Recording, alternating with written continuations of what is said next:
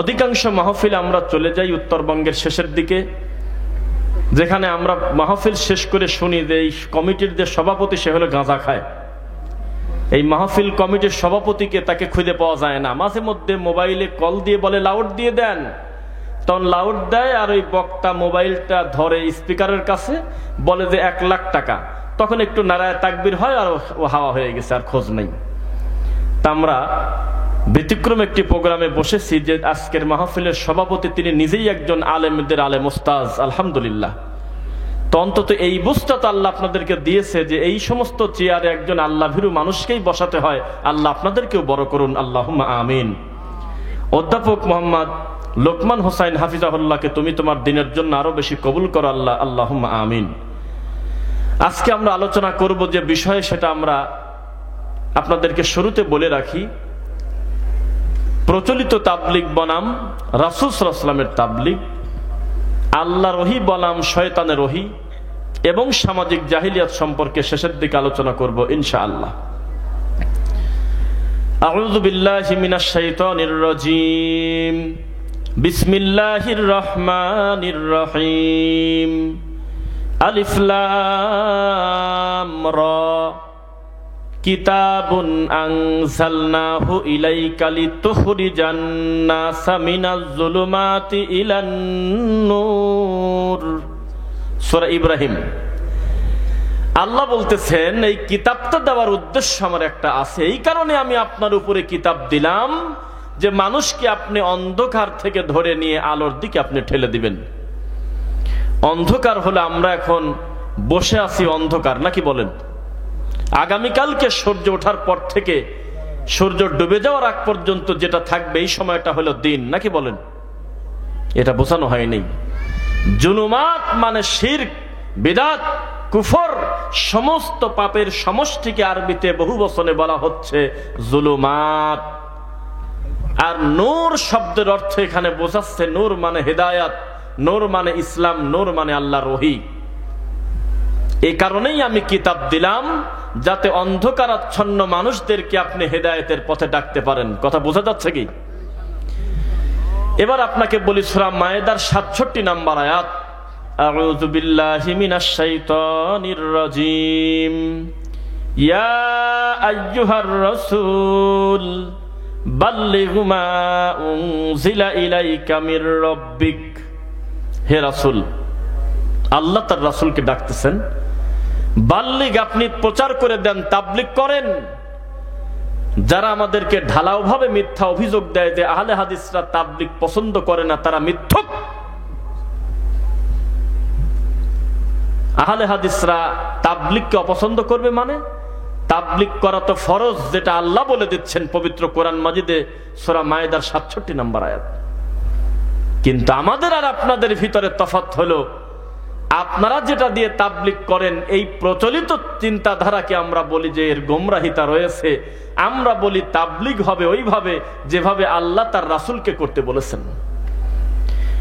আল্লাহ কি বলেছেন? মা উনজিলা ইলাইকা মির রাব্বিক। তাবলিগ করেন আপনার মন মতো না, ওইটা দিয়ে তাবলিগ করেন যেটার তাবলিগ করার জন্য আমি আপনার উপরে ওহী নাজিল করছি, কিতাবের কথা বলছি। ওয়া ইল্লাম তাফআল, আর যদি তা না করেন, হুবহু কোরআন হাদিস দিয়ে প্রচার না করেন, ফামা বাল্লাগতা রিসালাতা, আমার ওহীর দায়িত্ব পালনই আপনি করেন নাই, আমি এটা মনে করব। রিসালাতের দায়িত্ব পালন করেন নাই।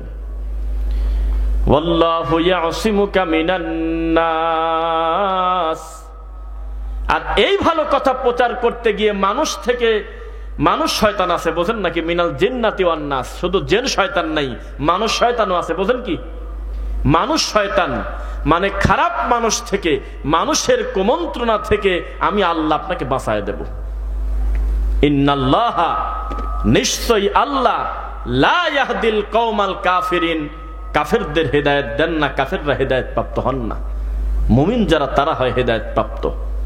এবার আপনাকে আমি বলি, তাবলিগ করা কি বলেন তো সবাই? সুন্নাত না নফল? ভাষা বোঝেন না? তাবলিগ করাটা কি? ফরজ। ভয় পাচ্ছেন কেন? সরাসরি তাবলিগ করার কথা আল্লাহ বলতেছে সূরা মায়েদার ৬৭ নম্বর আয়াত। হে নবী আপনি তাবলীগ করেন, প্রচার করেন, কি করেন? মা উনজিলা ইলাইকা মির রাব্বিক, যা আপনার রবের পক্ষ থেকে আপনার কাছে আসছে, মানে আল্লাহর ওহী। তাহলে তাবলীগ করা যে ফরজ, তেমনি আবার ওহী দিয়ে তাবলীগ করাটাও ফরজ। কি বলেন? ওয়াল্লাহু ইয়াসিমুকা মিনান নাস। আমরা মুনাজাতে বলি বিভিন্ন সময় বারবার আল্লাহকে বলি, আল্লাহ ইবলিসের কুমন্ত্রণা থেকে তুমি আমাদের বাঁচাও, বলেন কিনা? শয়তানের ধোঁকা থেকে আমাদেরকে তুমি বাঁচাও। কিন্তু এখানে আল্লাহ বলতেছে অন্য কোনো কিছু থেকে তোমার চিন্তা নাই, আমি মানুষের অনিষ্টতা থেকে আমি তোমাকে বাঁচায় দেব। ইয়াসিমুকা মিনান নাস, মানুষের অনিষ্টতা থেকে আমি তোমাকে বাঁচায় দেব। তার মানে ওহীর কথা বলতে গেলে মানুষ গালি দিবেই দিবে। একেবারে সরাসরি আল্লাহ যা বলেছেন, নবী যা বলেছেন, ওটা যদি দলের দিকে না টেনে, চেয়ারের লোভে না বলে, নিজের আধিপত্য বিস্তার করার আশা ছাড়া সরাসরি আল্লাহর ওয়াদা যদি রক্ষা করতে যাই, মানুষের গালি শুনতেই হবে। আল্লাহর এই মাটির উপরে সবচাইতে বেশি মাজলুম এবং গালি শোনে তারা হলো আহলে হাদিসরা। অকথ্য ভাষায় বেদাতপন্থী আলে মানুষ আমাদেরকে গালিগালাজ করে। সাধারণ ব্যক্তি করে তো করে, আরে টুপিওয়ালা দাড়িওয়ালা হুজুর পর্যন্ত গালিগালাজ করে। মাহফিলের মঞ্চে লক্ষ মানুষের সামনে বলতেছে আহলে হাদিসরা ইহুদিদের দালাল, ঠিক কিনা বলো? নাউজুবিল্লাহ, নাউজুবিল্লাহ। একজন হিন্দুর সাথে কোন মুসলিমের প্রতিবেশীর যদি ঝগড়া লাগে, সেও তাওকে খ্রিস্টান বলে গালি দেয় না, ইহুদির দালাল বলে গালি দেয় না, অন্যান্য ভাষায় সমালোচনা করে। আর এই টুপিওয়ালা একটা আশ্চর্য ডিপার্টমেন্ট, বাঙালি হুজুর একটা আশ্চর্য জাতি, যারা গালি শুরুই করে হলো ইহুদির দালাল দিয়ে।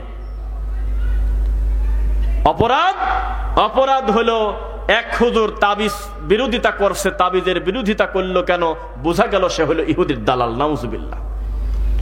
মসজিদে জোরে আমিন বলছে কেন? সবাই আস্তে আমিন বলে, উনি জোরে বললো কেন? বোঝা গেল তারা খ্রিস্টানের দালাল। নাউজুবিল্লাহ মিন যালিক। এই মসজিদের সবাই নাভির নিচে হাত বাঁধে, হঠাৎ করে একটা ছেলে বুকে হাত বেঁধে সালাত আদায় করে, বোঝা গেল আমেরিকা থেকে টাকা পায়। নাউজুবিল্লাহ।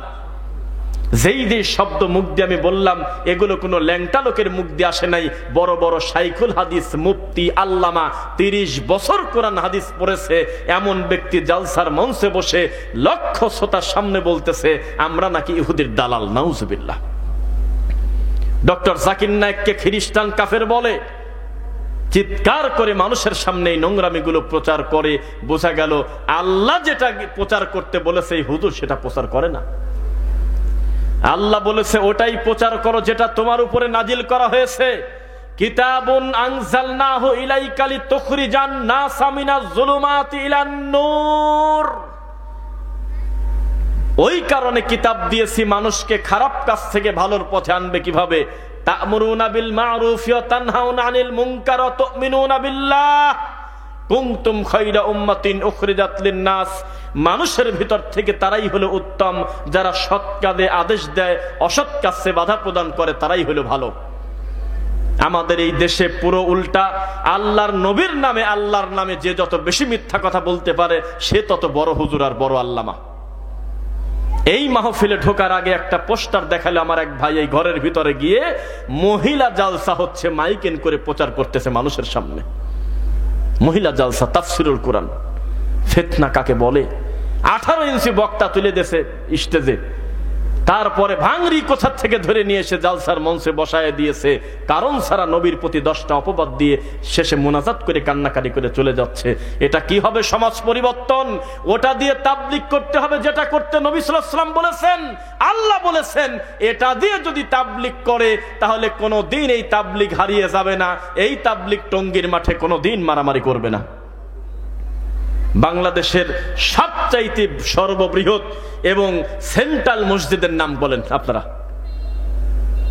কিছুই জানেন না। বাইতুল মুকাররম মসজিদে আল্লাহর বান্দারা মারামারি করতেছে, যখন এই পাশ থেকে ওই পাশের লোককে পিটাচ্ছে, এই পাশের লোকের মুখেও দাড়ি আছে, মাথায় টুপি আছে, ওই পাশের লোক এই পাশের লোককে পিটাচ্ছে, সেও তাহাজ্জুদ পড়ে, তারও মাথায় টুপি, তারও মুখে দাড়ি। দুইজনই ফাদায়েল আমল নিয়ে গ্রামে গ্রামে দাওয়াত দেয়, দুইজনই ইলিয়াসি তবলিগ করে, দুইজন মানুষই এইভাবে ফাজাইলে সাদাকা প্রচার করতেছে, দুইজন মানুষই মসজিদে থাকে, তারা দুইজনই 39 বরকত পায় না, 41 বরকত পায় না, 40 পূরণ করতে হবে।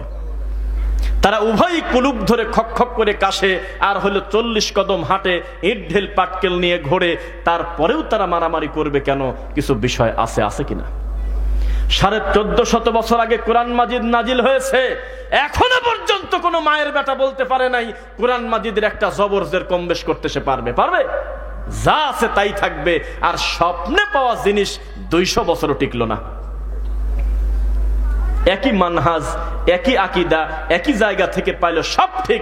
এখন দুইটা গ্রুপ, এক জুবায়ের, 2 সাদ, লক্ষ জনতা ঢাকতেছে। সাদ সাহেব যদি বাংলাদেশে ঢোকে, আমরা এয়ারপোর্ট ঘেরাও করব আর সরকারকে পতন করে দেব। কন্ত চালা বুঝা কি যাচ্ছে? মুহাম্মদ সাল্লাল্লাহু আলাইহি ওয়াসাল্লামের তাবলীগ কাকে বলে? ও পৃথিবীর মানুষ শোনো, লা তুশরিক বিল্লাহ, খবরদার আল্লাহর সাথে শিরিক করা চলবে না। শিরিক কি? তাবিজ কবজ গলায় নিয়ে ঘোরা শিরিক। আল্লাহ ব্যতীত অন্য কোনো কিছু ক্ষমতা রাখে, রিজিকের ক্ষমতা রাখে, সন্তান দেওয়ার, এটা চিন্তা করা শিরিক। উঁচু কবর করে রাখা শিরক। এরপরে মানুষের কাছে মানুষ মাথা নত করে সেজদা দেওয়া শিরিক। কবরের কাছে কোনো কিছু চাওয়া শিরিক। বরকতের আশায় মরা পীরের কবরের পাশে পুকুরের পানি খাচ্ছে, দেখছেন কেউ? মরা পীরের কবরের পাশের পচা পানি, পুকুরের এই টয়লেটের পানি খাচ্ছে বক্তা। রাত তখন বাদে 1:30। হাজার হাজার লোক বলতেছে পানি কেন খান? বলে এই পানি খাওয়ার কারণে আমি জালসা করতে গেলে আমার গলা ভাঙে না কোনোদিন, গলাটা টন টন করে। হাজার হাজার মানুষ তার সামনে বসে আছে, তিনি হলো বক্তা, যারা শোনে তারা হলো শ্রোতা। এটাও তো একটা তাবলীগ। কেউ বলছে শোনো, ওই নবীর প্রতি দরুদ, যেই নবীর নামটা লেখা আছে আল্লাহর আরশে। আদম নবী কান্নাকাটি করে ক্ষমা নিতে না পেরে শেষ পর্যন্ত নবীর দোহাই দিয়ে কান্না করছে, ময়ূরীর বেশে নবী ছিল। এটাও তো একটা তাবলীগ। কেউ বলছে যে নামাজের পরে সবাই বসবেন, মিলাদ আছে, এটাও তো একটা তাবলীগ। কেউ বলতেছে তোমার বাচ্চা তো চিৎকার করবেই, চিৎকার করবে না মানে তোমার বাচ্চার গলা খালি, হাত খালি, পেট খালি, তোমার বাচ্চাকে আমি 2টা তাবিজ দিয়ে দেই, এটাও তো একটা তাবলীগ। কেউ বলছে এই ছেলে তুমি নামাজের নিয়ত করলে কেন? দেখতেছো না যে নামাজের সময় লাল বাতি জ্বলাকালীন সুন্নাতের নিয়ত করবে না, এখন খুতবা দেওয়া হচ্ছে, তুমি নামাজ পড়ছো কেন? বসে পড়ো, এটাও তো একটা তাবলীগ। কেউ বলছে এই ছেলে শোনো, বাপ মরে গেছে 3 বছর হয়ে গেল, মাটি দিয়ে আসলে, জীবনে কোনোদিন খোঁজ খবর নিলে না, তাড়াতাড়ি মাদ্রাসার ছাত্রদেরকে নিয়ে 2টা খতম দিয়ে দাও, আর আমরা যায় বক্সা দিয়ে আসবো না, এটাও তো একটা তাবলীগ। কেউ বলছে শোনো, সেকেন্ডে 1,00,000 কোটি দোয়া, আরবে আল্লাহর কাবা ঘরে সেজদা দিলে 1 লক্ষ নেকি, আর আমাদের কাছে আসলে 2,88,00,000 নেকি, এটাও তো একটা তাবলীগ। কেউ বলছে ঢেলা কুলুপ ধরবো এই কারণে, মিজানের পাল্লায় ঢেলাগুলো তুলে দেবে যাতে ওজন বেশি হয়, নাউজুবিল্লাহ, এটাও তো একটা তাবলীগ। ওহী দিয়ে তাবলীগ না করা পর্যন্ত নবীকে ছাড় দিচ্ছে না, বলতেছে ওয়া ইল্লাম তাফআল ফামা বাল্লাগতা রিসালাতা, আমি আল্লাহ মনে করব আপনি রিসালাতের দায়িত্বই পালন করেন নাই। আল্লাহু আকবার। কি চলছে সমাজে ধর্মের নামে? রাত দিন রাসূলের প্রতি অপবাদ দেওয়া, আর যে যত বড় হুজুর সে তত বড় মিথ্যুক। এত বড় একটা জায়গায় চাকরি পাইলে একটা বড় হুজুর, আমরা আলহামদুলিল্লাহ লেখার টাইম পেলাম না, আগেই দেখি যে তিনি একটা ডেলিভারি দিয়েছেন নতুন, এই বেটা সৌদি আরবে যাও তোমরা হলো রিয়াল কামাই করার জন্য, আর ওখান থেকে আসো আমিন নিয়ে। শুনেছেন সব কথা? নাউজুবিল্লাহ। তিনি নাকি বাংলাদেশের সবচেয়ে বড় আলেম। এখনো পর্যন্ত 30-40 বছর গবেষণা করে জোরে আমিন খুঁজে পায় নাই। আমি বলি যে না পড়লে সেটা ভিন্ন কথা, নাকি হলো না, অথবা নাকি কম পাইলো, অথবা তার গবেষণায় যদি মনে করে যে না পড়লে ভালো, কিন্তু বিরোধিতা করতে পারে তো না, গালি তো দিতে পারে না। এটা কি সম্ভব? এটা হলো আমাদের দেশের বড় হুজুরদের অবস্থা। দেখেছি আমরা কিভাবে একই মানহাজ, একই কিছু হওয়ার পরেও 2 গ্রুপের কিভাবে মারামারি, এক গ্রুপ আর এক গ্রুপকে গালি শুরুই করতেছে। ইহুদির দালাল, খ্রিস্টান, আমেরিকার দালাল, এগুলো শুনতেছেন। বিচার একদিন হবেই, বিচার একদিন হবেই। কুল হাযিহি সাবিলি আদউ ইলাল্লাহ, হে নবী আপনি বলে দেন এটাই হলো একমাত্র পথ, যেই পথ আনা ওয়া মান ইত্তাবাআনি, আপনি এবং আপনার সাথীগণ প্রচার করতেছেন, এটাই হলো একমাত্র পথ। সুবহানাল্লাহ, আল্লাহ হলো মহাপবিত্র। ওয়ামা আনা মিনাল মুশরিকিন, আপনি বলেন যে আপনি মুশরিকদের অন্তর্ভুক্ত না। আপনি এবং আপনার সাহাবীদের নীতির বাইরে যারা চলে তাদের পথভ্রষ্ট হওয়া ছাড়া কোনো পথ নেই। এই দেশে সবচেয়ে বেশি যারা সুন্নাহর পক্ষে তাদের নাম দিয়েছে ফিতনাবাজ, আর রাত দিন শিরিক বাদ দিলে কিছুই থাকে না, তাদের নাম দিয়েছে আহলে সুন্নাত ওয়াল জামাত, সুন্নি। কথা বুঝতেছেন? এই হলো আমাদের দেশের চিত্র। বিড়াল দেখে ভয় পায়, নাম হইল মুজাহিদ। 30টা বছর সেজদা দিয়েছে, এখনো সেজদার তাসবিহ বোঝে না। 40টা বছর আল্লাহকে সূরা ফাতিহা শুনেছে, এখনো পর্যন্ত সূরা ফাতিহাটা শুদ্ধ করে পড়তে পারে না। এই লোকটার ঘাড়ের উপরে চাপিয়ে দিয়েছে পীর সাহেব, সকালে 3000 বার ইল্লাল্লাহ আর রাত্রিবেলা শোয়ার আগে 3000 বার ইল্লাল্লাহ। ও আল্লাহকে চিনবে কিভাবে? মানুষ যে যার মতো করে ধর্ম চালাচ্ছে। এই মাহফিলের সৃজনে, এই মাহফিলের সময় যত বেশি নবীর নামে মিথ্যা কথা, আল্লাহর উপরে মিথ্যারোপ করা হয়, অন্য সময় এত করা হয় না। আমরা আসতেছি মাহফিলে, আসরের সালাতের পর থেকে আশেপাশে বহু জায়গায় জালসা, চিৎকার দিয়ে কান্না করে করে গজল বলতেছে, আমার যদি পাকা থাকতো হে নবী আমি মদিনায় যেতাম, মক্কায় যেতাম না। আমাদের এই বাঙালির কাছে আবেগ বাদ দিলে কিছুই থাকে না। আমি মাঝে মধ্যে বলি, মক্কার কোনো দামই নাই, মদিনার খুব দাম। হাদি সাহেব কয় তারিখে ফ্লাইট, অথবা হাদি সাহেব মানুষকে খাওয়ায় আর বাড়িতে বাড়িতে গিয়ে বলে দোয়া করবেন, আমি পশ্চিমে যাচ্ছি, আমি সোনার নবীর রওজা মুবারকে যাচ্ছি, আমি বক্তব্য দেব।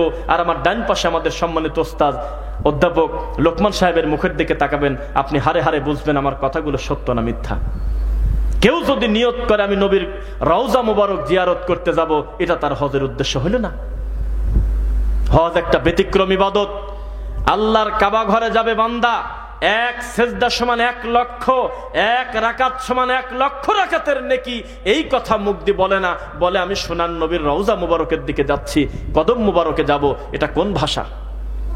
এ জাতির কাছে কোরআন হয়ে গেছে কোরআন শরীফ, মরা মানুষের দাফন করার পর এই কবর হয়ে গেছে মাজার শরীফ। মানুষ কিভাবে বুঝবে সত্য দিন কোনটা আর মিথ্যা দিন কোনটা? এই জাতি গজার মাসের পচা পানি খায়, 3 নিঃশ্বাসে পানি খাচ্ছে মহিলা, আর শাহজালালের মাজারে এই প্রতিবন্ধী বাচ্চাকে গড়ায় দিচ্ছে, আর মাজারের খাদেমের কাছে দিচ্ছে 3 নাম 5 নাম 7 নাম। এর পেটের ব্যথা, ওর মাজার ব্যথা, ওর ছেলে হয় না, ওর মেয়ে হয় না, ওর চাকরি হয় না, এগুলো খাদেম পড়ে পড়ে মরা শাহজালালের কাছে পড়তেছে। এটাও তো একটা তাবলিগ। এভাবে তাবলিগ চললে আল্লাহর গজব আসবে না তো কি করবে? রাসূল সাল্লাল্লাহু আলাইহি ওয়াসাল্লাম বলেছেন, বাল্লিগু আন্নী ওয়ালাউ আয়া, প্রচার করো আমার পক্ষ থেকে একটা আয়াত যদি হয়। তবে মনে রাখো তুমি, হাদ্দাসানা আম বানি ইসরাঈল ওয়ালা হারাজ, বানি ইসরাঈলের কাহিনী মানুষকে যদি বলো তাহলে তোমাদের অপরাধ হবে না, কোরআন হাদিসের অনুকূলে, তবে বাইরে হবে না। যদি তোমরা এর বাইরে বলো, মান কাযাবা আলাইয়া মুতাআম্মিদান ফালিয়াতাবাওয়া মাকাদাহু মিনান নার, কেউ যদি নবীর নামে মিথ্যা কথা বলে চালিয়ে দেয়, মিথ্যারোপ করে, তার থাকার জায়গা জাহান্নাম। কোরআন মাজিদে আছে, কেউ যদি জেনা করে, বিবাহিত যদি হয়, তাহলে তাদের বুক পর্যন্ত মাটিতে গেড়ে সাইড থেকে ইট ঢেল পাটকেল মেনে মুখ ভেঙে দাও, যতই তওবা পড়ুক বাঁচার কোনো সুযোগ নেই। এটা শরীয়তের বিচার। আর যদি অবিবাহিত হয়, 100 লাঠি পিটায়ে 1 বছরের জন্য দেশ ত্যাগ করে দাও, এটা একটা বিচার। তবে সরাসরি তাকে জাহান্নামী বলে নেই। একটা লোক যদি আত্মহত্যা করার মতো এত বড় জুলুম তার নিজের প্রতি করে ফেলে, এটা হলো কবিরা গুনাহগার, তবে লোকটাকে অমুসলিম বলতে পারবেন না। এ কারণে তার শাস্তি হবে, তবে তার বেঈমান হয় নাই, আল্লাহ চাইলে তাকে ক্ষমা করে দিতে পারেন। কিন্তু কেউ যদি নবীর নামে মিথ্যা কথা বলে, জালসার মঞ্চে, আল্লাহর ঘরের মেম্বারে, কোরআন হাদিসের বই খুলে যদি নবীর নামে একটা বানায় মিথ্যা কথা বলে, যা দ্বারা প্রমাণ করতে চেয়েছে আমার নবীর মর্যাদা কত বেশি, এইটুকুন কারণে, বাড়াবাড়ি করার কারণে, মাকাদাহু মিনান নার, লোকটা দুনিয়াতে জীবিত আছে কথা ঠিক, তবে জাহান্নামে তার জন্য ঘর তৈরি হয়ে গেছে কথাও ঠিক। বোঝা যাচ্ছে? প্রচার করতে হবে কিভাবে দেখেন। হুযায়ফা রাদিয়াল্লাহু আনহু, আমার চোখের সামনে একজন বলতেছে, আল্লাহর নবী আমার ঘোড়া হারিয়ে গিয়েছে, আমার কোনো সওয়ারি নাই, আমার একটা সওয়ারির ব্যবস্থা করে দেন। হঠাৎ করে একজন সাহাবী বললেন, ওয়াল্লাহি আল্লাহর কসম, ওয়াল্লাহি আল্লাহর কসম, ওয়াল্লাহি আল্লাহর কসম, ওয়াল্লাযী নাফসি বিয়াদি, যার হাতে আমার প্রাণ, ওই আল্লাহর শপথ করে বলি, আমি একটা লোকের সন্ধান জানি, যার কাছে গেলে ওকে একটা সওয়ারি দিয়ে দেবে। এইটুক কথা বলার কারণে আমার নবী তার মুখের দিকে তাকায় বললেন, এই যে তুমি সন্ধান মাত্র দিলে, তুমি কিন্তু এখনো পর্যন্ত তার কাছে নিয়ে যাও নাই। এই সন্ধান দেওয়ার সাথে সাথে ও উট দিয়ে যত নেকি পাবে, তুমি সন্ধান দিয়ে তত নেকি। বোঝা যাচ্ছে? আপনি মানুষের কাছে সত্য বলে দেন, হোক না সমাজের বিরোধী, হোক না সভাপতির বিরোধী, বক্তার বিরোধী, হক কথা মানুষকে বলে দেন। এই পৌঁছানোর কারণে আল্লাহ আপনার মর্যাদা বাড়াবে। উনি মানলো কি না মানলো সেটা কোনো ম্যাটার নয়। আল্লাহ আমাদেরকে দারোগা করেন নাই, আমাদেরকে করেছেন মুবাল্লিগ, একে অন্যের কাছে সত্য পৌঁছায় দেব। আমরা প্রত্যেকেই একজন দায়ী, দাওয়াতি কাজ করতে হবে যার যার বিদ্যা অনুযায়ী, কোরআন সুন্নাহ মোতাবেক। এখন আমার দাওয়াতে যদি কেউ গ্রহণ করে আলহামদুলিল্লাহ, না করলেও আমি বলবো আল্লাহ অন্তত আমাকে দিয়ে দাওয়াতের কাজটা তুমি করায় নিয়েছো, এটাই তোমার শুকরিয়া। এদেশের মানুষ জেনে গিয়েছে কোরআন মাজিদে আছে 88 জায়গা সলাতের কথা। কত জায়গা? কিন্তু এর থেকে আরো 2 জায়গায় বেশি আছে আরেকটা ইবাদত আছে, সেই ইবাদতের নাম হলো সবর। এই কথাটা কোরআনে আছে 90 বার। এখনো পর্যন্ত এর উপরে স্বতন্ত্র কোনো বক্তব্য নেই। আল্লাহর রাসূল সাল্লাল্লাহু আলাইহি ওয়াসাল্লাম বলেছেন, শোনো, কোন পুরুষ যদি টাকনো ঢেকে কাপড় পরে, তাহলে এই কারণে তাকে জাহান্নামে যেতে হবে। আল্লাহ তাকে বিচারের মাঠে তার দিকে তাকাবেন না, তাকে পবিত্র করবেন না। এটা কি ছোটখাটো পাপ না বড় পাপ? আজকেও আপনি দেখবেন আপনার মসজিদে সালাত আদায় যখন করতে যাচ্ছে, তখনই সিঁড়ি থেকেই উনি টাকনুর উপরে কাপড়টা তোলে, আবার সালাত শেষ করে আবার নামায় দিয়ে চলে যাচ্ছে। তাহলে এই যে 2 ঘন্টা আল্লাহকে সেজদা দেওয়ার জন্য উনি হাঁটুর উপরে কাপড় তুললো না, টাকনুর উপরে কাপড় তুললো আল্লাহর ভয়ে, নামিয়ে দিল কার ভয়তে? এবার বলেন, দাওয়াত তাবলীগ কাকে বলে?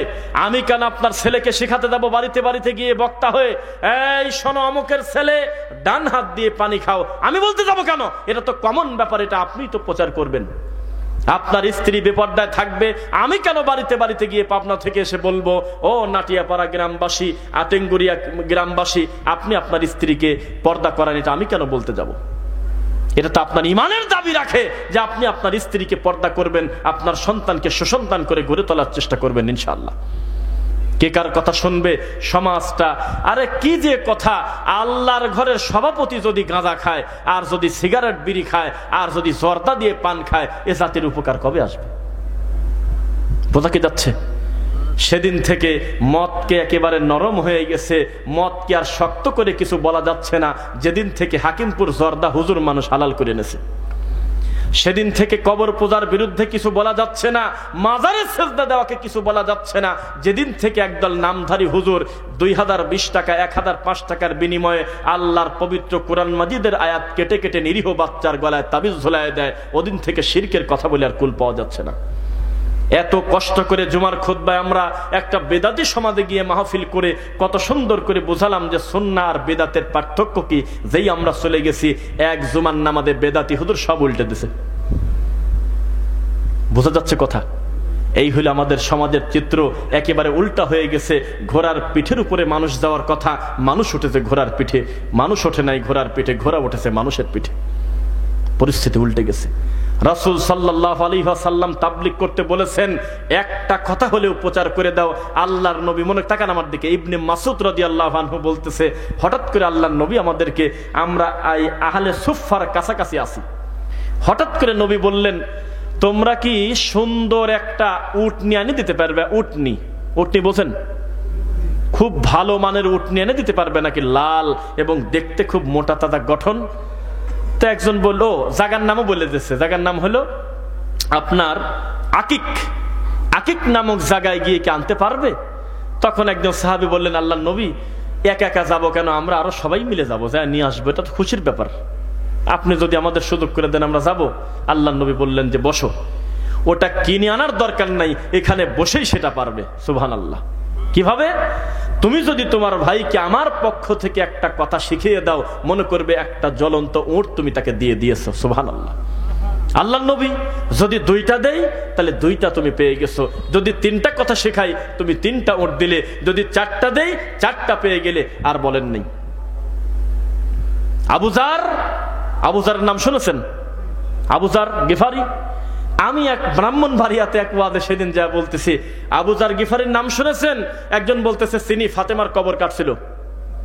মানে এই ঘটনাটা এত বেশি প্রসিদ্ধ আমাদের দেশে হয়েছিল যে এই নামের উপরে আমরা চিনি ফাতেমা রাদিয়াল্লাহু আনহার কবর কেটেছিলেন হলো আবু যার গিফারি। শুনছেন নাকি? তখন তিনি কবরের সাথে কথাবার্তা বলতেছিলেন যে হে কবর, তোর ভিতরে কাকে রাখবো তুই কি জানিস? তিনি হলো হাসান হুসাইনের মা, তিনি হলো মুহাম্মদ সাল্লাল্লাহু আলাইহি ওয়াসাল্লামের কলিজার টুকরা আলী রাদিয়াল্লাহু আনহুর স্ত্রী। শুনছেন নাকি? অথচ হাদিসটা কিন্তু জাল, এটা কিন্তু মুহাম্মদ সাল্লাল্লাহু আলাইহি ওয়াসাল্লামের হাদিস না। কিন্তু এই ঘটনা এত বেশি প্রসিদ্ধি লাভ করছে, আবু যার গিফারিকে ওই দিন থেকে আমরা চিনি, ছোটবেলায় হাফিজি আমার যা তখন পড়ি।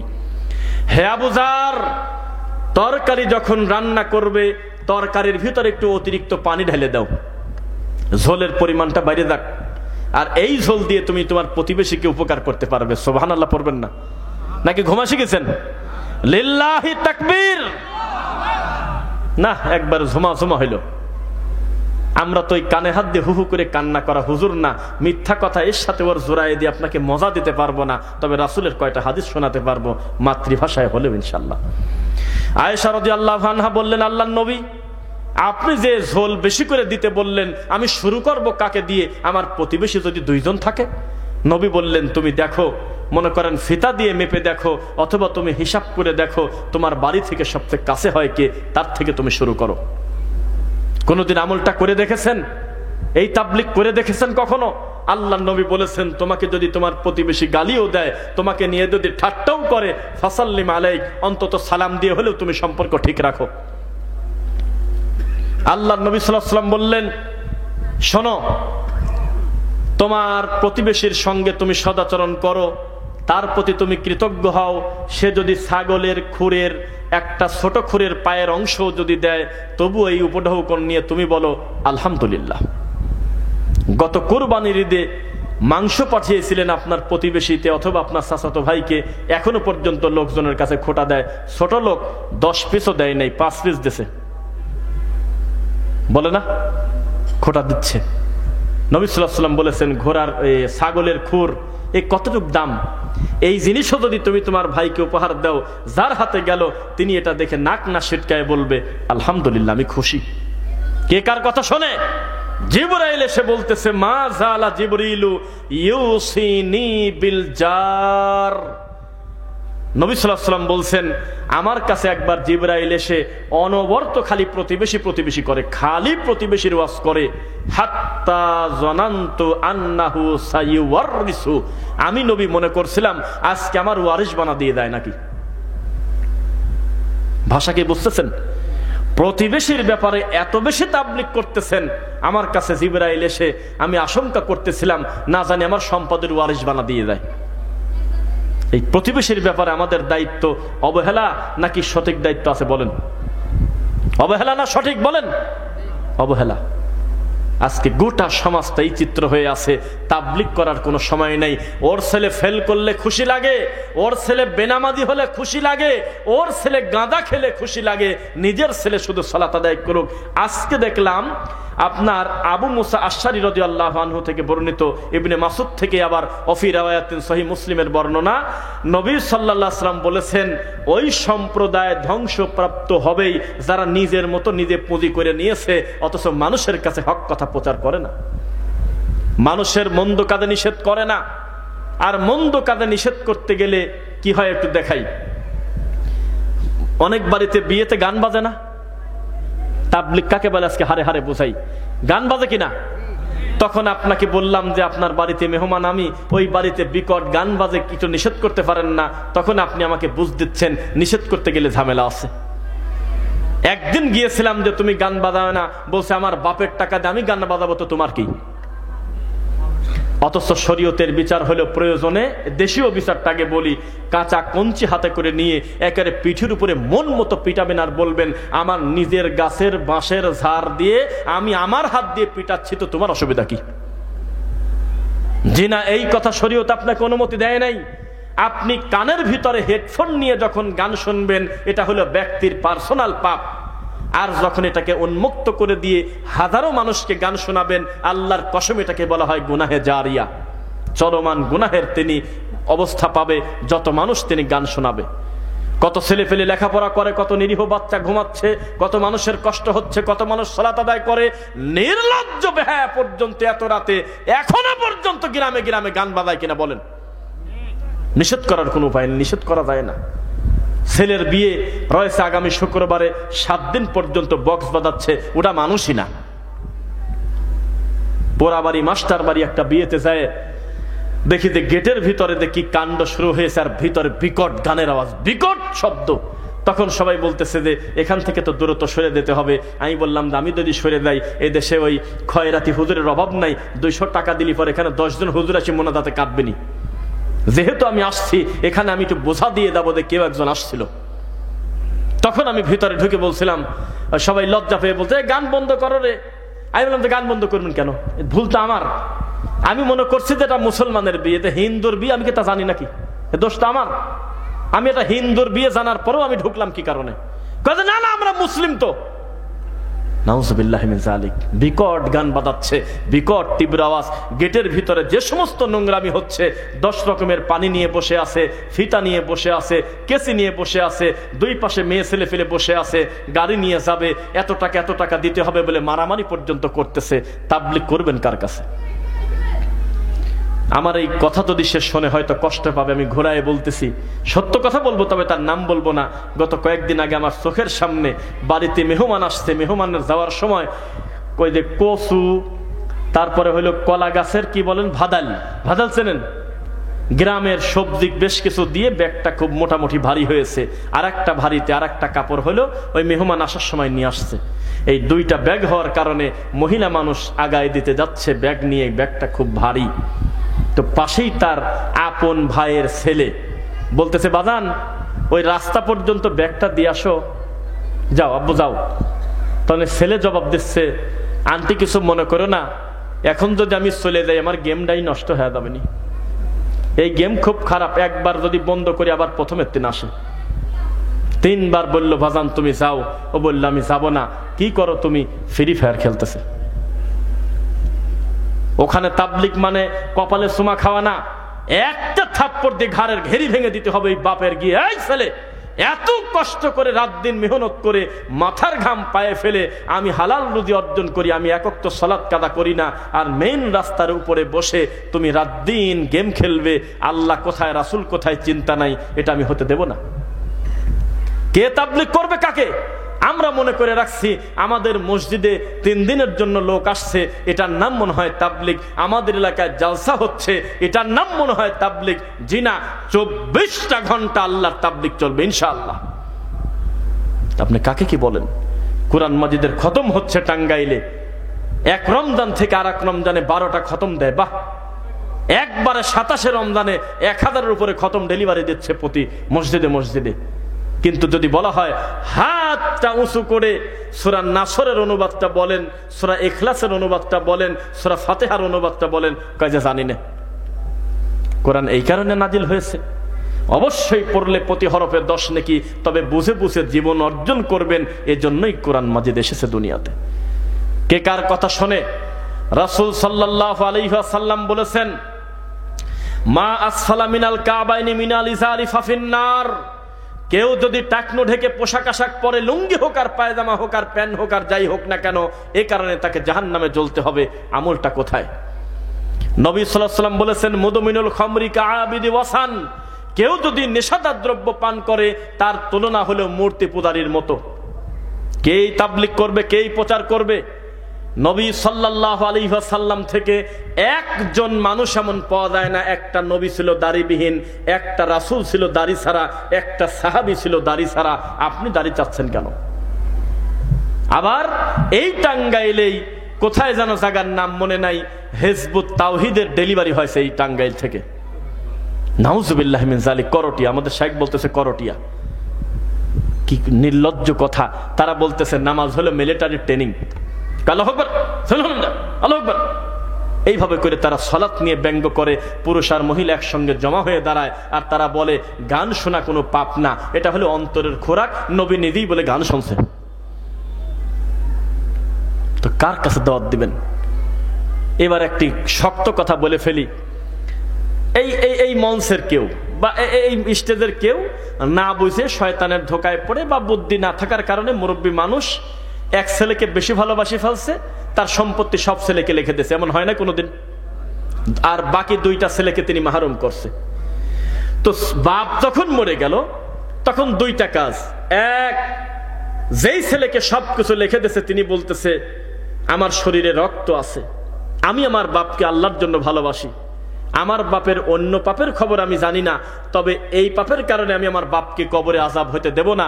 এই মুহূর্তে আমার বাপ লাশ দাফনের পূর্বেই আমি বাকি 2 ভাইয়ের হাত ধরে বললাম, আজকে যেহেতু শুক্রবার, আজকেও অফিস বন্ধ, অফিস আওয়ার শেষ, কালকেও শনিবার অফিস বন্ধ, রবিবারে জোহরের নামাজের আগে সুন্দর করে তোদেরকে হেবানামা দলিল করে দিয়ে দেব, বন্টন করে দেব। এর নাম হলো সুসন্তান। আর এক সন্তান বলতেছে মারি ফেললেও আমি 1 ফোঁটা দেব না, আমি কি বাপের তুই জোর করে নিছি নাকি? উনি খুশি হয় আমাকে দেশে, আমি আবার ফেরত দেবো কেন? আছে কিনা এমন ছেলে? বোঝাকে যাচ্ছে কথা, বোঝেন? তা আমি একটা কথা বলি, টঙ্গী ইজতেমার মাঠটা কে দিয়েছে তার নাম বলেন না, যেই দিয়েছে এটা কি দেশের সম্পদ না ব্যক্তির সম্পদ? বোঝেই না। টঙ্গী ইজতেমার এত বড় শত শত বিঘার যে জায়গা, এটা কি ব্যক্তিগত সম্পত্তি নাকি জনগণের সম্পত্তি? বোঝেন না ভাষা? জনগণের সম্পত্তি কিনা? জনগণের সম্পত্তি। আমি আপনাকে একটি কথা বলি, হয়তো তাদের বাজার ভালো ছিল, হয়তো তাদের মার্কেট ভালো ছিল, সে সময় সেভাবে তাদের জন্য ওয়াকফ করে অথবা তাদের কাছে দিয়ে গিয়েছিল, কিন্তু দুর্ভাগ্যজনক বশত জানেন কি হয়েছে? সারা বছরে খালি 6 দিন কাজে লাগে আর 360 দিন প্রায় পড়েই থাকে। বোঝেন না মনে হয়? আগে 3 দিনই কাজ হতো, এখন আবার 2 গ্রুপ মারামারি করে 2 পর্ব করে। মিথ্যা না সত্য বললাম? আমার একটা মনে আশা যে যেহেতু এটা একটা সার্বজনীন মাঠ হওয়ার কথা ছিল, কারণ এটা জাতির সম্পদ, এত বড় ব্যস্ত জায়গা, ওই পাশে টঙ্গী আব্দুল্লাহপুর, এই পাশে আশুলিয়া বেরিবাদ কামারপাড়া, ওই পাশে স্টেশন রোড, ওই পাশে আপনার গাজীপুরের রাস্তা, একেবারে এত সুন্দর একটা প্লেস, লক্ষ কোটি মানুষের ওখানে চলাচল, ঠিক কিনা? এমন একটি জায়গায় যদি এমন কথা হতো, এটা একটি উন্নত ইসলামিক মাঠ, এই মাঠে প্রত্যেকে যে যার বড় বড় ইসলামী সম্মেলন করো, আমাদের পক্ষ থেকে কোনো বাধা নাই, তোমরা মিল করে নাও। কবর পূজারি তার দাওয়াত সেদিক, আমি ফু দিয়ে যেহেতু এদেশ থেকে কবর পূজারীকে তুলে দিতে পারবো না, তাদের হোক 10 দিন, আহলে হাদিস হোক 10 দিন, ল্যাংটাও করুক 10 দিন, লালনও করুক 10 দিন, আমি তা নিষেধ করতে পারবো না। এটা যদি একটা সার্বজনীন মাঠ হতো, 100-200 বছর তাবলীগের দাওয়াত দিয়ে 50 বছর এই মাঠে মুনাজাত করে আর উর্দু বক্তব্য দিয়ে জাতির যতটুকুন কল্যাণ হয় নাই, আহলে হাদিসদেরকে দিয়ে যদি বছরে 5টা সম্মেলন করতে দিতে, এই জাতি বুঝতো কোরআন হাদিস কি বলে ইনশাআল্লাহ। কিন্তু আমাদের দরজা বন্ধ, লক্ষ লক্ষ মানুষ মুনাজাত ধরে আছে, কি কয় আল্লাহ জানে, কয় এমনি আল্লাহুম্মা আমিন। কারো না কারোর হাত তো কবুল হবেই। গরানে যদি পেছেই যায়, ওইদিকে আব্দুল্লাহপুর থেকে রাস্তা ব্লক, উত্তরা এয়ারপোর্ট পর্যন্ত পুরা জ্যাম, এদিকে স্টেশন রোড থেকে শুরু করে বোট বাজার একেবারে গাজীপুর বাইপাস পর্যন্ত পুরা জ্যাম, এদিকে বাইপাইল পর্যন্ত মরার জ্যাম, নড়েও না সরেও না, ওদিক দিয়ে সেক্টরের ভিতর থেকে উত্তরা থেকে ঢোকা যায় না, একেবারে পুরাটা আটকে আছে, ঘন্টার পর ঘন্টা, একেবারে দিনের উপরে দিন, প্রায় 2 দিন 3 দিন চিৎকার করে কান্নাকাটি চলতেছে। এটার নাম ইবাদত? এটা হওয়ার কথা ছিল, এটা একটি ইসলামী সম্মেলনের জন্য আমরা উন্মুক্ত করলাম। তখন আমরা মনে করতাম ঠিক আছে, প্রত্যেকে যার যার মানহাজ প্রচার করুক, আমাদেরও এত তারিখ থেকে এত তারিখ পর্যন্ত, যেহেতু তোমরা বিজি, আমরা আমাদের অমুক দিন থেকে অমুক দিন পর্যন্ত আমরা আহলে হাদিসরাও দিন প্রচার করব। খারাপ হতো না? ভালো হতো। কিন্তু কি হলো দেখেন, প্রত্যেকে যে যার বাবার সম্পত্তি মনে করে নিয়েছে। বাইতুল মুকাররমে যদি সুন্নি হুজুর ঢোকে, কবর পূজারীরা খালি খুশি হয়ে বলে যে পায়া গেছি দেশি আমারে। আবার আব্দুল মালিক সাহেবকে ঢোকানোর পর গোটা সরমনাই দেওবন্দি বা যারাই আছেন আর কি, তারা মনে করতেছে মাশাআল্লাহ এখন সবকিছু আমাদেরই তো নিয়ন্ত্রণে। মসজিদে মারামারি হচ্ছে, ঠেকান। কিভাবে ঠেকাবেন বলেন? ইতিহাসে কোনোদিন এই কাজ হয়েছে? তাই আমাদের বড় বড় বিদ্বানরা, সম্ভবত ডক্টর আব্দুল্লাহ ফারুক সালাফি হাফিজাহুল্লাহ মনে হয় এরকম একটা দিয়েছিল, যে সত্যি যদি বৈষম্য বিরোধিতা আপনারা চান, যে এই দেশ থেকে বৈষম্য দূর হোক, তাহলে বাইতুল মুকাররমে খুতবা দেওয়া উচিত ছিল। 52টা খুতবা যেহেতু হয় বছরে, এই 52টা খুতবার ভিতরে ভাগ করে বন্টন করে সুন্নিদের 10টা দিতেন, দেওবন্দি 10টা দিতেন, আহলে হাদিসদেরকে 10টা দিতেন। এভাবে যদি পরিবর্তন করে সবাইকে সুযোগ দিতেন তাহলে মানুষ সত্য মিথ্যার পার্থক্য করতে পারত। বোঝা যাচ্ছে না?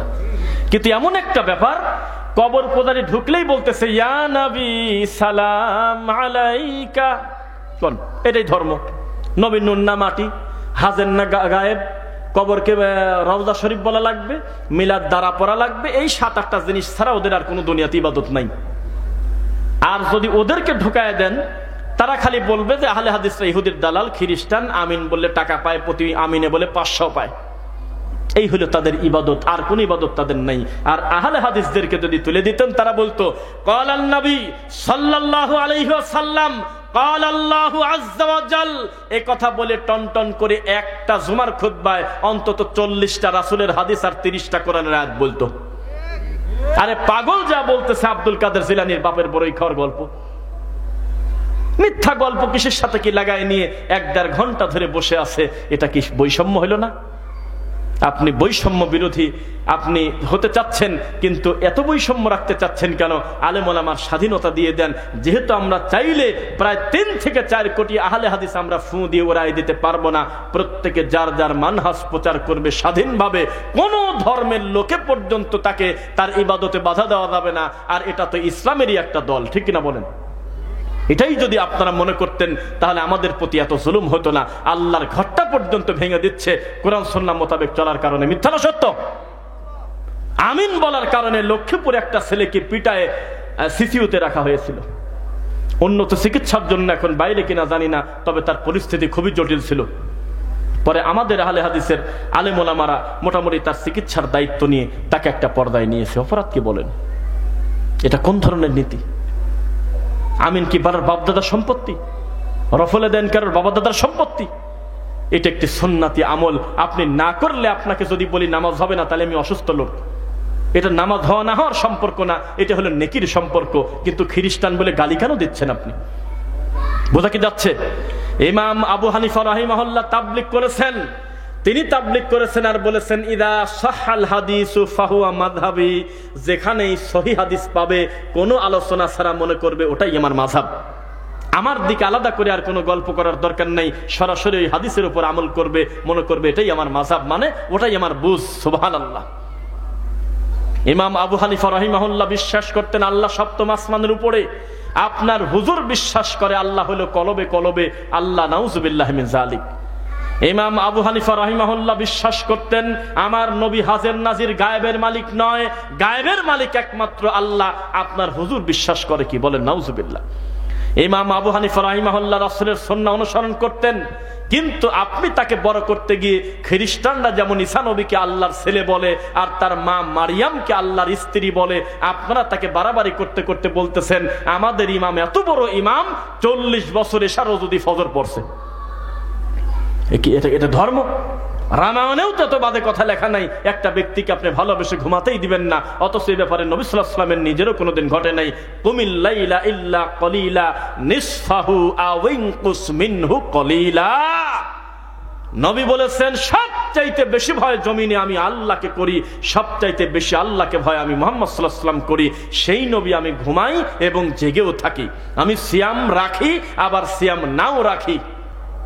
আর আপনি 40টা বছর এশারও যদি ফজর পড়ার গল্প বলবেন, আর শতাক শুধু বলতেছে আল্লাহু আকবার। কথা বোঝা যাচ্ছে? সবাই তাবলীগ করতেছে, কেউ করতেছে বাপদাদার তাবলীগ, কেউ করতেছে আল্লাহর রাসূলের তাবলীগ। ওহী শুধু আল্লাহর ওহী হয় না, শয়তানের ওহীও হয়। জানেন আপনারা? শয়তানের পক্ষ থেকে ওহী নাজিল হয়। কেন? হুজুর নাকি স্বপ্নে দেখেছে, হুজুর স্বপ্নে দেখেছে আল্লাহর রাসূল সাল্লাল্লাহু আলাইহি ওয়াসাল্লাম এসে বলতেছে এই ওঠো, আসো আমার সাথে। তখন একটা খোলা মাঠে গিয়ে আল্লাহর নবীর নিজের হাতের লাঠি দিয়ে উনি নাকি একটা দাগ দিয়েছিল বড় করে। সকালবেলা ঘুম থেকে উঠে দেখে আরে আমি তো স্বপ্ন দেখলাম নাকি।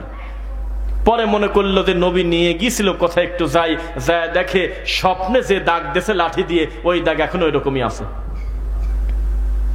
এই গল্প আছে কিনা বলুন তো? কাদের গল্প? নাউজুবিল্লাহ।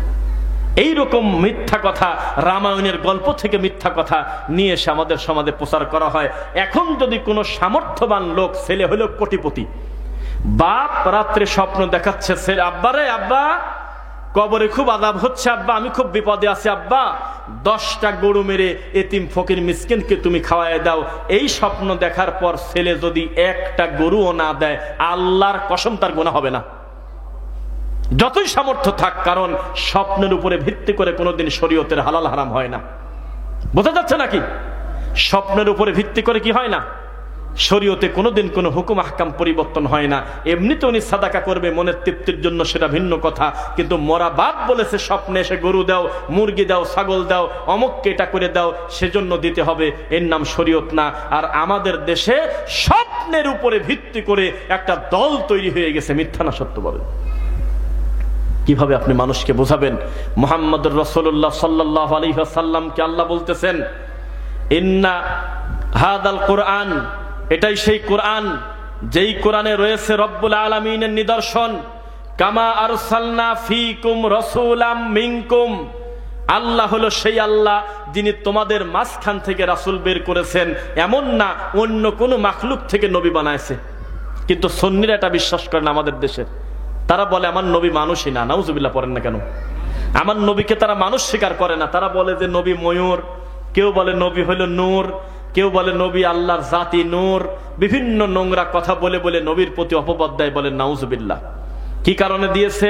ইয়াতলু আলাইহিম আয়াতিনা, যাতে তোমাদের সামনে আয়াত তেলাওয়াত করতে পারে আমার নিদর্শন, ওয়ায়ুযাক্কিহিম, তোমাদেরকে পবিত্র করতে পারে, ওয়ায়ুআল্লিমুহুমুল কিতাব, কিতাব শিক্ষা দিতে পারে, ওয়াল হিকমা, সুন্নাহ শিক্ষা দিতে পারে, প্রজ্ঞা শিক্ষা দিতে পারে, ওয়ায়ুআল্লিমুকুম মা লাম তাকুনু তা'লামুন, আর ওই জ্ঞান তোমাদেরকে জানাবে আমার পক্ষ থেকে যা তোমরা আগে জানতে না। বোঝা কি যাচ্ছে? মানুষ শিরক এবং বিদআতে পূর্ণ হয়ে আছে আমাদের এই দেশে। এই কথাগুলো যদি বলি হয়তো আপনি হাসির খোরাক পাবেন, কিন্তু বাস্তবতা পরিস্থিতি বড় জটিল। লোকটা কখন জানি মারা যায়, আল্লাহর ইচ্ছা, হায়াতের মালিক আল্লাহ। 70 বছরের মানুষ, তাকে আপনি ওয়াদা করে, তাকে আপনি নসিহত করে তার মুখ থেকে জর্দা সরাতে পারতেছেন না। 40 বছর কোরআন পড়ে একজন মুফতি, একজন শাইখুল হাদিস, এই লোকটাকে নসিহত করে আল্লাহর নবীর কথা দিয়ে এখনো পর্যন্ত তাবিজ লেখা বন্ধ করাতে পারতেছেন না। পরিস্থিতি কত জটিল। একজন ডাকাত ডাকাতি করেন নেকি মনে করে না, যে টেঙ্গুরিয়া পাড়া কবরস্থানের পাশে অমকের বাড়িতে আমি ডাকাতি করছি, যেহেতু কেউ ঠিক পায় নাই, তাহলে আমি নেকি পাইছি। অমককে আমি গালি দিয়েছি, যেহেতু আমার থেকে তার ক্ষমতা কম, আমি নেকি পাইছি, এটা কেউ মনে করে? কিন্তু একটা বেদাতি বেদাতকে নেকি মনে করে, এত বেদাত করে, এত শিরক করে, তাও নিজে অনুতপ্ত হয় না, মনে করে আমি হলো সবার থেকে ভালো। নাউজুবিল্লাহ। বোঝা কি যাচ্ছে? পরিস্থিতি জটিল, সাবধান। রাসূল সাল্লাল্লাহু আলাইহি ওয়াসাল্লামের নীতিতে যদি ফিরে না আসেন, অবস্থা খুব খারাপ আছে। রাসূল সাল্লাল্লাহু আলাইহি ওয়াসাল্লাম তাবলীগ করেছেন, সারাটা জীবন তিনি ওহী দিয়ে প্রচার করেছেন। ইন হুয়া ইল্লা ওয়াহয়ুন ইউহা, যা কিছু তিনি প্রচার করেন সেটা হলো আল্লাহর ওহী। সেটা কি? সেটা কি? আল্লাহর ওহী। অনর্থক দাওয়াতি কাজ বন্ধ করে ডোনাল্ড ট্রাম্প প্রধানমন্ত্রী হয়েছে, তাই না? তাতে আপনার কি? আল কুফরু মিল্লাতান ওয়াহিদা, পৃথিবীর সব কাফের এক। কথা পরিবর্তন করেন তো দেখি কোন মায়ের বেটা আসলে। উনি ওখানে প্রধানমন্ত্রী হচ্ছে, আর আমার দেশের টুপিওয়ালা, আমার দেশের হুজুর, আমার দেশের নামাজি, আমার দেশের বেনামাজি, আমার দেশের বাঙালি, কেউ ফটকা ফুটাচ্ছে, কেউ আবার এটা করতেছে সেটা করতেছে। কন্ত জ্বালা! কেন তোর কি? পৃথিবীর সব কাফের এক, তাদের নাম ভিন্ন হতে পারে, কিন্তু সবাই তারা মুসলিমের শত্রু। সবাই তোমার জানি শত্রু, সবাই তোমার মানি শত্রু। তুমি কেন চিৎকার করতে গেলে? ইয়া আইয়ুহাল্লাযীনা আমানু, আল্লাহ ইমানের স্বীকৃতি প্রদানকারীদেরকে বলতেছে, লা তাত্তাখিযুল ইয়াহুদা ওয়ান নাসারা আউলিয়া, খবরদার ইহুদি খ্রিস্টানকে বন্ধুর উপরে গ্রহণ করো না। বা'দুহুম আউলিয়াউ বা'দ, তারা নিজেরা নিজেরা বন্ধু, তোমার কোনোদিন বন্ধু না। কোন খ্রিস্টান যদি তোমার কাঁধে হাত দেয়, মনে করবে যে তোমার কাঁধ বেশি দিন থাকবে না। কোন ইহুদি যদি তোমার গালে মিষ্টি তুলে দেয়, তুমি এত সহজে তুমি বিশ্বাস করো না এই মিষ্টির ভিতরে বিষ থাকতে পারে কিনা। এত আসপদ্দা, তোমার এত সাহস! কে কোথায় মন্ত্রী হচ্ছে, কে কোথায় কি করলো, তুমি পাউসাটা শুরু করে দিয়েছো। বিচার তোমার একদিন হবেই। মান তাশাব্বাহা বিকওমিন ফাহুয়া মিনহুম, যে যে সম্প্রদায়কে অনুসরণ করবে তার সাথেই তার হাসর হবে। এখন বোঝো কেমন লাগে? আমি কিছু কিছু লোকের পোস্ট দেখে মরি ফেসবুকে, আল্লাহ মনসের বাপ চেয়ারম্যান হয়েছে, ওই লোক মন্ত্রী হলি, এমপি হলি, বা আর এক মহিলা হলি, এটা আমার কি? এ কোন জালার কথা? আস্তাগফিরুল্লাহ আযীম। তারা কি ইসলামের বন্ধু?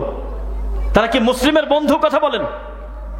মুসলিম নিধন প্রক্রিয়া, শত শত নিরীহ মুসলিমকে হত্যা করে, কেউ ঠিক পায় না। তারা বলে আমরা এখনো পর্যন্ত ভালোভাবে খবর পাই নাই, আমরা 30 সদস্যের কমিটি গঠন করে দেখবো বিষয়টা কি করা যায়। আর ওদের একটা কুত্তা মরে গেলে ওরা রাস্তায় নেমে ওঠে, মুসলমানের বিরুদ্ধে তারা অভিযোগ দেয়। নির্লজ্জ তুমি! তাদের মতো চুল কাটো, তাদের মতো গেঞ্জি গায়ে দাও, তাদের মতো করে চলার চেষ্টা করো, তাদের সংস্কৃতিকে তুমি বুকে টেনে নিচ্ছ। আবার তুমি বলতেছো তাহাজ্জুদ কাজা নাই। রাসূল সাল্লাল্লাহু আলাইহি ওয়াসাল্লামের নীতিতে ফিরে আসেন। লাকাদ কানা লাকুম ফি রাসূলিল্লাহি উসওয়াতুন হাসানা। রাসূলের ভিতরেই রয়েছে তোমাদের জন্য উত্তম মডেল, আর কোনো রাস্তা খুঁজে পাওয়া যাবে না।